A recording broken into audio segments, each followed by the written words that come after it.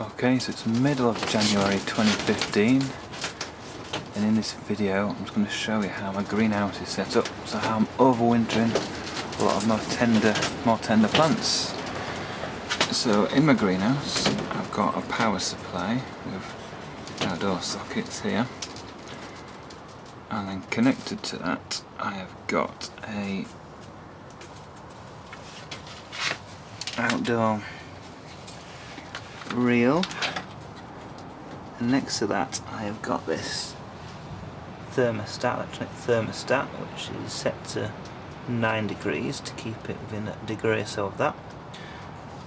And out of that I've got a plug that goes to a small fan heater, cheap one, about £15–20, and that is set on the 2 kilowatt setting to blow into the greenhouse.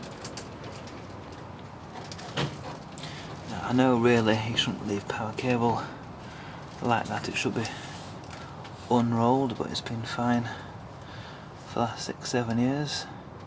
It's got a circuit breaker on it, and the actual power to the greenhouse runs back to the garage with a circuit breaker on that as well.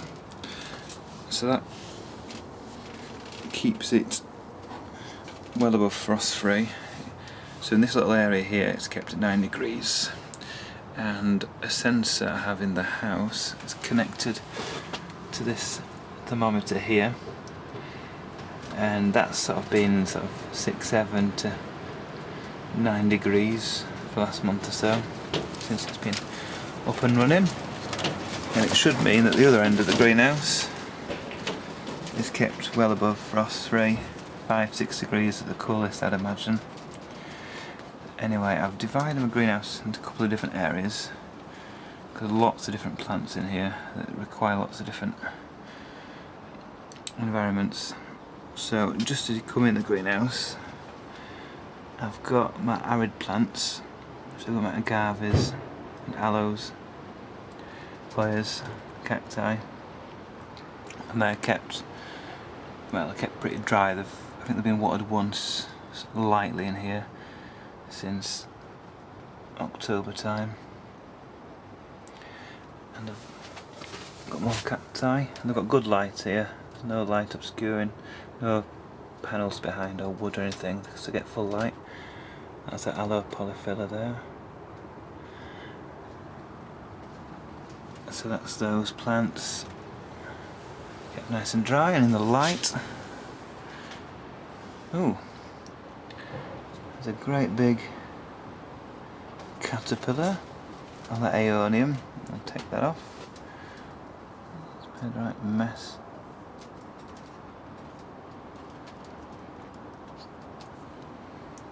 Don't want that. And then I've got my agave media picked there as well. Some aeoniums. That's actually in a pot, that one, which I've dragged in. But other aeoniums, well, there's one up there, because these are the ones I did as cuttings, so they're not planted anything, they're just left as is, and not in the ideal location, but space is limited. I've got lots of aeonium cuttings just on that rack in there, and further back there as well, so they're not in any soil or anything. They could be potted up into dry soil, but there's no need till temperatures rise in spring. So other plants I've got in here include some palms.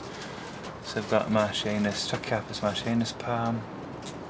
I've got Padrobaea sunca there.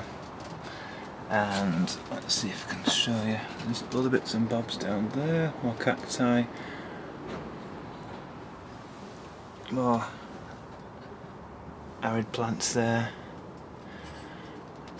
I've also got gingers, greeny eye cuttings there. And a verity, a big mother plant there. There's no cuttings there. They don't look brilliant, but they're kept obviously frost free and growing slowly.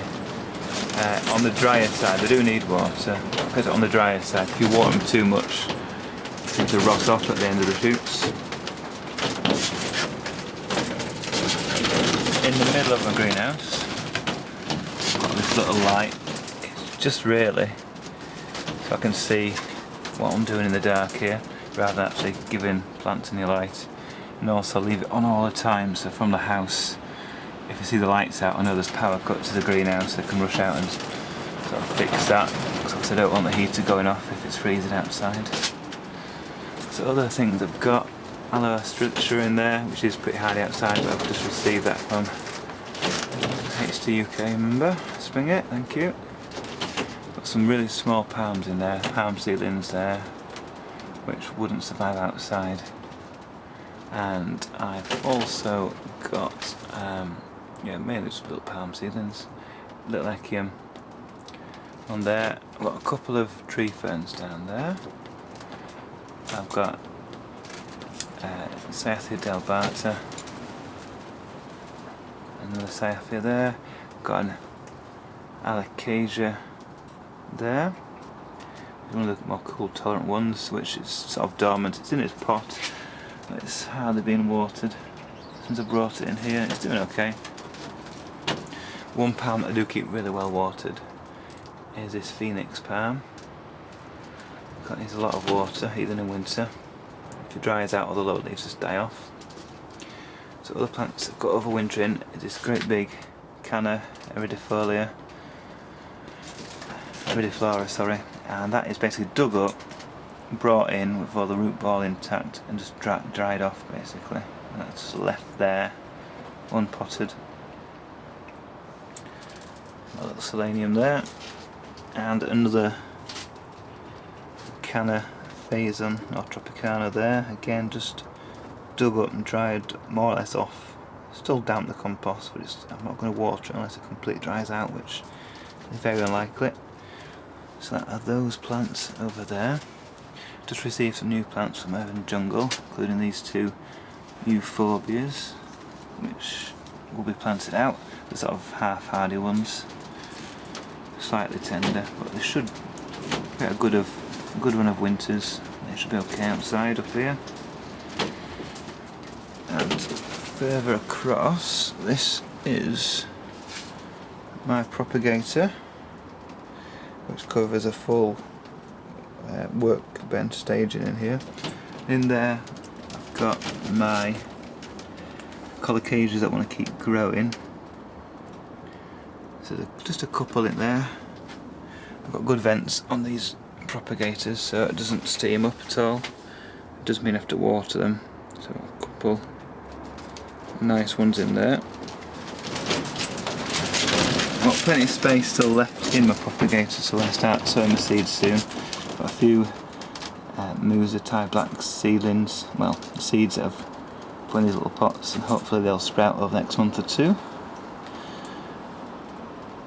And a begonia over there, and another alocasia that I've neglected the last couple of years, so I'm trying to get that to kick-start into a bit of growth.